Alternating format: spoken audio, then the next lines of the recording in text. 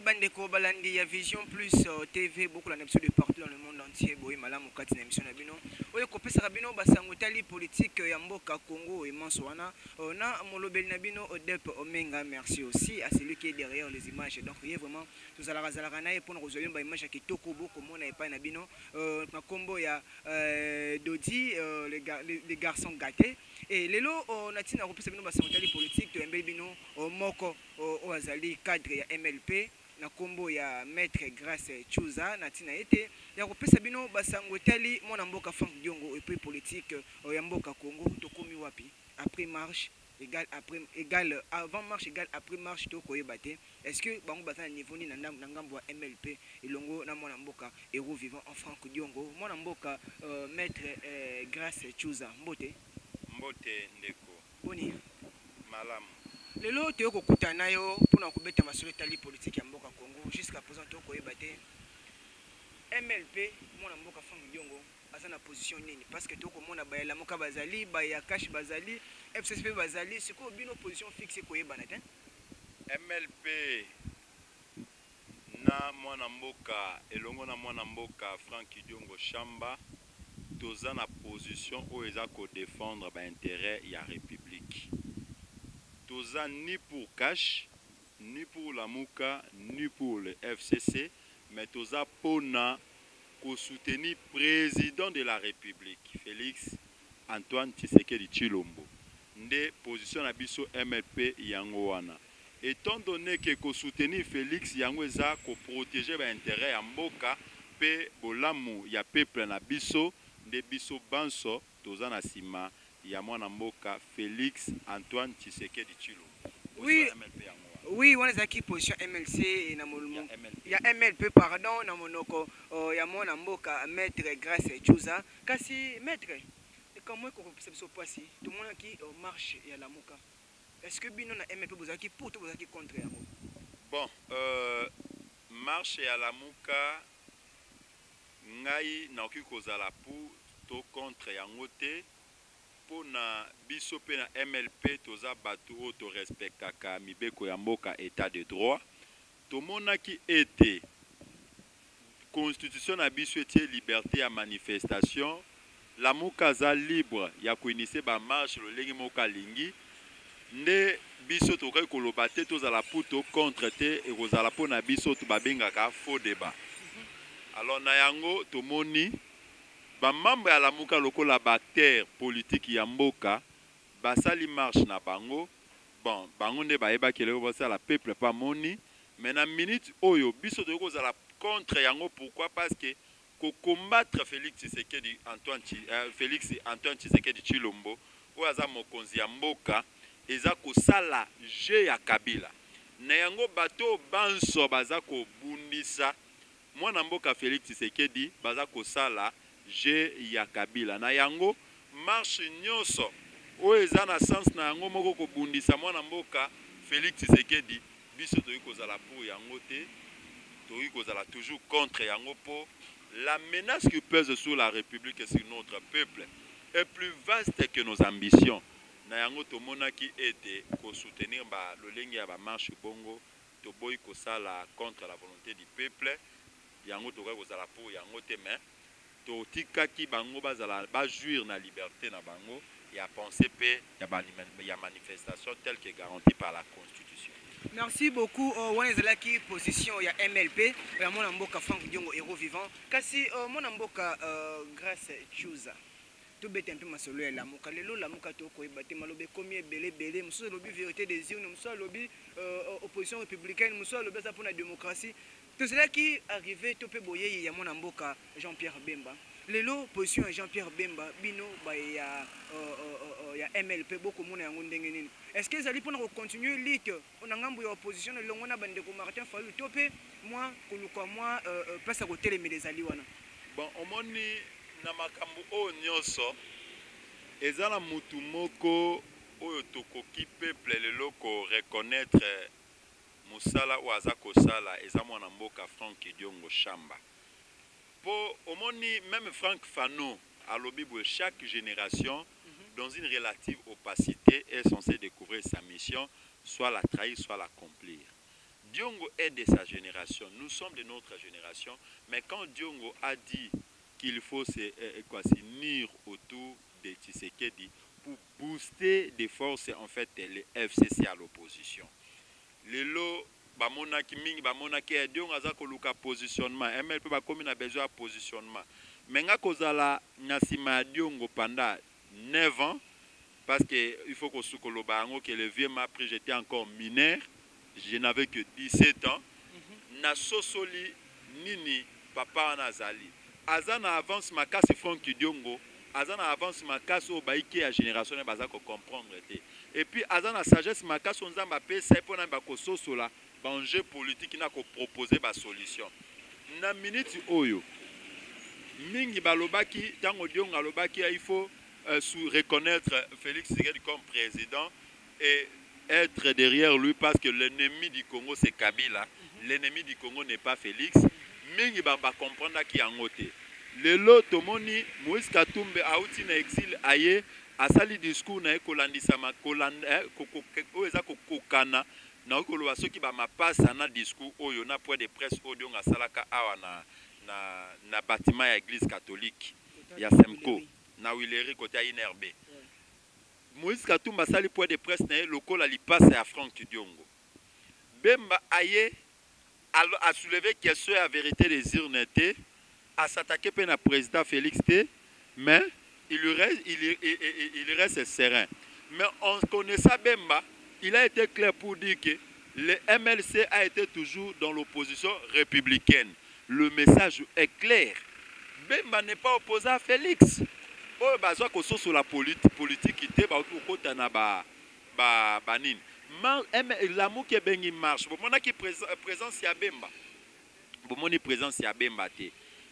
Mukolo oh l'amour qui za ko sala marche à la vérité des urnes Bemba ake gemena. Eli kolo banini. Wana eza isusu question ya actualité te. Fini la question sur la vérité des urnes. Voyons maintenant l'avenir du Congo avec Félix Tshisekedi. Et ça, message au Bemba, le nom dit de Bemba, mais c'est ce qu'il a dit. Le nom dit de Bemba, mais message n'est clé yangoana. Donc, fini la vérité des urnes. Maintenant, il faut voir les intérêts du Congo derrière le président de la République, Félix Tshisekedi.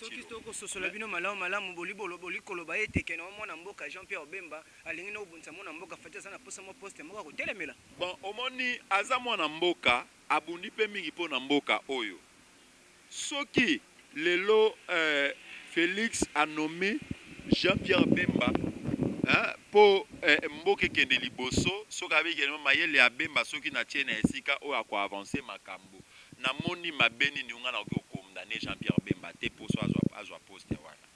Po azamo na mboka Bemba bundi mingi po na mboka oyo. Biso tobotami tokuti Bemba na bitumba tozaki na bana mike.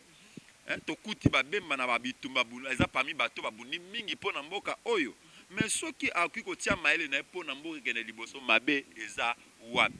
Ngana zalaka contre bato balobaka ke non soki mutazui position eza favorable pour na bolamu ya mboka aza koluka poste.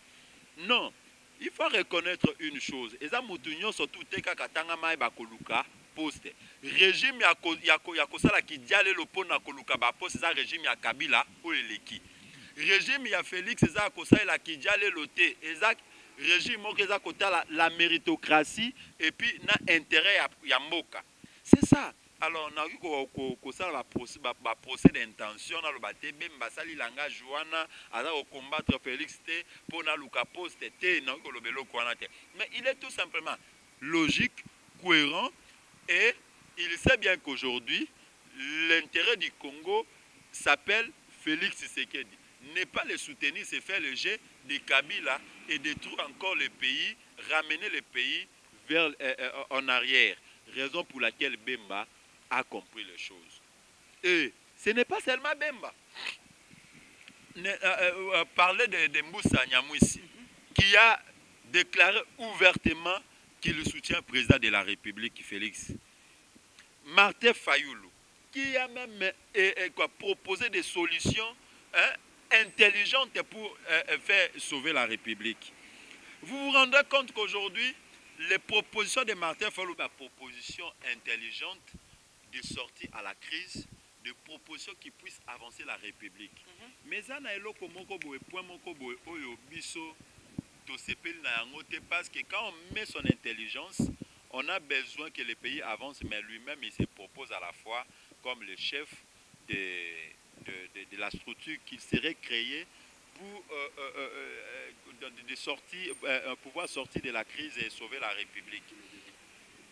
Ndeko, Martin Fayoulou a la vérité des urnes, qui reconnaît aujourd'hui président Félix comme le président de la République. Mais excusez-moi, maître, na katon mukena gelanso yo faut signaler bando ba na biso to beta masolo ya lettre ko ezotambola actuellement na niveau ya ba surtout mona Martin Fayoulou a pandi sangu yango wamoni maître ngo décortiquer yango. Mais yango kasne na lettre wana nde tomoni nini ba proposition ya Martin Fayoulou. Na ba proposition yango ngape na tangaki yango.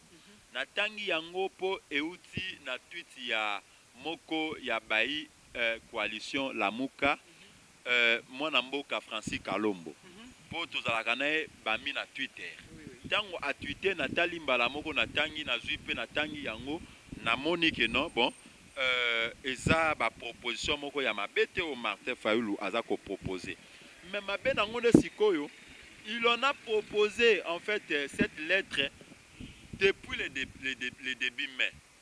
Hein, depuis le début mai. Mais entre-temps, a continué koko sa peuple. Aza vient na respecta ka mingi, Martin Fayoulou, to bundi na epé mingi.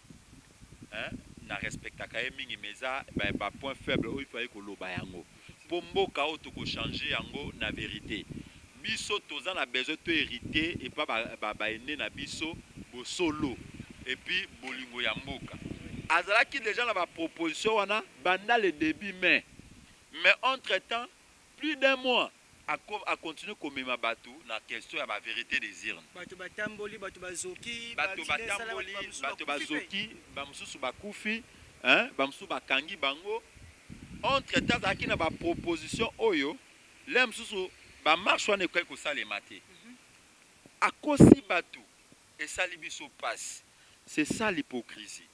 Oyo eza anti-valeur oto bundisi yango Kabila oto za ko continuer ko bundisa yango bato ya FCC dans l'ensemble pona mboka échanger. Donc le vieux a trompé presque des millions de Congolais. Alors ezelo komoko ya malamu te. En fait, il finit aujourd'hui par reconnaître la vérité. Le président de la République Félix Tshisekedi comme l'unique président de la République et lui propose des solutions pour pouvoir sauver la République.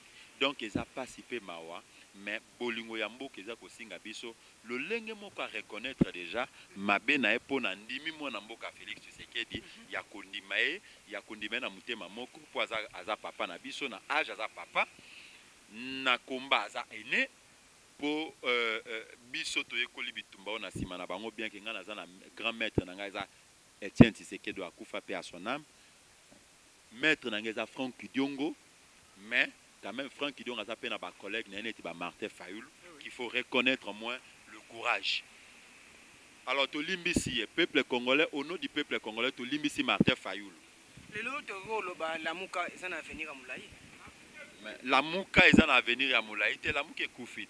Objet nango le sous anines. Ils sont objecté. Mais plateforme politique la Mouka ça. Les lots na la Mouka etikali na Mozito. Mozito azota la paix ba intérêt na ye. Yangwana, il reste radical. Mouzito, s'il va reconnaître qu'il a détruit le pays avec Kabila, il ne va pas adopter ce comportement parce qu'il n'a pas le profil d'un bon leader. Ça, c'est mon point de vue. Parce que quand on a déjà Bemba, on a déjà Moïse Katumbi, on a Moussa Nyamouis, on a Freddy Matungulu, on a... j'ai parlé de Martin Fayoulou. Hein? On a la généralité de la plateforme la Mouka. À quoi sert maintenant la Mouka? Aujourd'hui, la Mouka s'appelle Dynamique Soutien à Félix Tshisekedi comme président de la République. Ça, c'est la bonne appellation de la Mouka. La Mouka aujourd'hui s'appelle Dynamique de soutien au président de la République Félix Antoine Tshisekedi Tshilombo. Mon amboka grâce tu ça. Et comme ça c'est nini. Comment on a le lengeni la muka et tambusi bat peuple congolais. Comment on a le lengeni la muka et le kiba marche ndenge na ndenge bat le lien ndenge na ndenge. Donc on est na scène bango moi loko moko za ekono yake ko battre ma pour câble ba poste. Est-ce que peuple congolais peut se surtout ba politicien oyo bazato ba leader et la muka confiance. Bon, au moins, le peuple a face na histoire na épée na avenir na ye. Tous en a besoin. Il y a ba identité à ba personne, il y a ba tout, mais tous en a besoin. Il y a ba profil, il y a ba tout. Les modèles pour l'avenir de la République. On n'a pas besoin de politiciens versatiles. On n'a pas besoin de politiciens hypocrites. Parce que ce sont ces mêmes politiciens qui ont travaillé avec Kabila, qui ont détruit le pays. Et aujourd'hui, le peuple congolais a besoin de jeunes, de politiciens qui se disent, bon voilà, nous sommes derrière cette vision, nous défendons cette idéologie, nous en demeurons fidèles. Nous en restons fidèles. Et ça, le peuple a besoin. Le peuple a besoin de Jean-Pierre Bemba, Moïse Katumbi, Franck Diongo, Ninité. Ce qui Diongo a reflété l'image et modèle et la jeunesse au refléter, qu'on copie, le peuple va les désavouer. Si ce qui Moïse Katumbi a reflété le profil souhaité par le peuple, peuple qu'on rejeté. Ce qui Jean-Pierre Bemba, ainsi de suite. Aujourd'hui, nous sommes face à l'histoire, à l'avenir du pays. La menace qui pèse sur la République et sur notre peuple est plus vaste que nos ambitions. Ce qui te commande à intérêt à biso koleka, mutuya menace eza konyoko la eza ko peser sur le peuple, la nation, sur le peuple, et donc nous sommes appelés à démissionner, à abandonner. Mais si nous voyons la République, au nom de l'intérêt du peuple, nous sommes appelés à continuer. Raison pour laquelle, au nom de l'unité du peuple, au nom de l'intérêt du peuple, de la nation, nous n'avons pas besoin de politiciens versatiles comme les politiciens de la Mouka. Ils nous ont déçus parce qu'on dit une chose le matin, le soir, on dit le contraire. Ça, c'est le profit des politiciens que nous ne voulons pas voir dans ces pays. Nous avons besoin de jeunes qui pensent que c'est dans la vérité qu'on peut sauver la République. C'est dans la vérité qu'on peut aider le Congo. C'est le profit des jeunes et des peuples que nous avons besoin.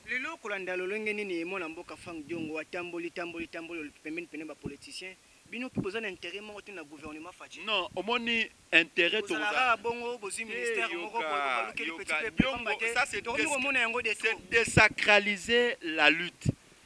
Biso naba diong a koti boloko, ngana koti ba boloko. Je suis l'unique jeune à avoir été arrêté pendant 8 fois sous le régime de Kabila. Je l'ai dit à haute voix. Mon ami qui est là, Jean-Marie Kalonji, qui a été arrêté à la NER. Nous avions été à la NER parfois. Tout ça là, c'est au nom des postes. C'est désacraliser le combat. Mboka bitumba mboka otoki ko réduire yangote na niveau ya ba poste. Poste mon côté ko kokana na bomo ya peuple congolais pe na ba vie na biso ba maboko tobuka biso na ba torture o kaleva kota biso. Poste mon côté ko zongisa nga musapi o kaleva tobola ngaite. Diongo a lutté. Il a risqué sa vie pour ce pays et ça pour la poste si ce n'est pour l'intérêt de la République. Raison pour laquelle il a œuvré pour l'unité, tout le monde unité comme Salima. Il a dit qu'il faut que tous les opposants tournent autour de Félix Tshisekedi pour sauver la République. Tout le monde est opposant à Sima Félix Tshisekedi. Il y a la mouka na Sima Félix Tshisekedi. Bamboussa Diamouissi, Moïse Katumbi, Baza ko reconnaître Félix Tshisekedi. Aujourd'hui, il se bat pour que tous les leaders, les prisonniers forment en fait une dynamique, tous les leaders de l'opposition, une dynamique sauvant la République avec Félix. Donc, c'est le travail d'un nationaliste, c'est le travail d'une personne désintéressée. Si Diongo devait travailler pour les postes, il serait tout dans ces pays sauf rien, avec Kabila. Si moi je devais travailler pour les postes, je serais tout sauf rien dans ces pays.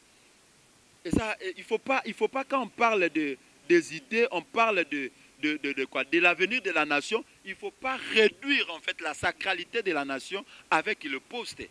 Hein? avec le poste. Vraiment, le lot, tout bête ma solo kaka la politique, pour le blaka, le lengeni ni ba petit bako tambo samboko, comme ça passe makasi, to éviter. Ma solo ya lettre, oh ya mon amboka Martin Fayulu, oui. Tout le monde avait comment pour élection. Bino di otombo apoyango sans pour autant poser des républiques à mon ango, aussi boté yango maboko. Donc on est battu. Intérêt na bino kati na papier wana mokanda wana, vous allez publier. Ya mon amboka Martin Fayulu allez publier sans consentement ba leader la muka mususu. Intérêt na bino ezali ni na kati. Na la muka toyeba qui était la muka eza déjà divisé. Pona mutna mutazana ba ambition na ye. Diviser yango. Te diviser en côté. Notre souci est de les mettre tous autour de Félix Tshisekedi pour sauver la République parce que notre ennemi c'est Kabila. Il faut mettre Kabila et ces gens hors état de nuire. Il faut déstabiliser Kabila et l'amener en prison parce que c'est un criminel. Alors vous ne comprenez pas l'enjeu. C'est ça le vrai enjeu. Le vrai enjeu n'est pas Félix. Il faut se liguer autour de Félix. Martin Fayulu maintenant, il a vu son intérêt, bon, il a proposé ça, mais j'ai dit c'est une proposition intelligente qui peut sauver la République. Alors sa proposition n'est pas si mauvaise. Alors ce qu'a publié en contradictoire avec d'autres membres de la Mouka, cela veut dire quoi? La Mouka est allée sous-souter parce que Bazana Boyo Kanité, c'est clair. C'est clair, on ne doit pas se voiler la face là aussi. C'est clair. Mais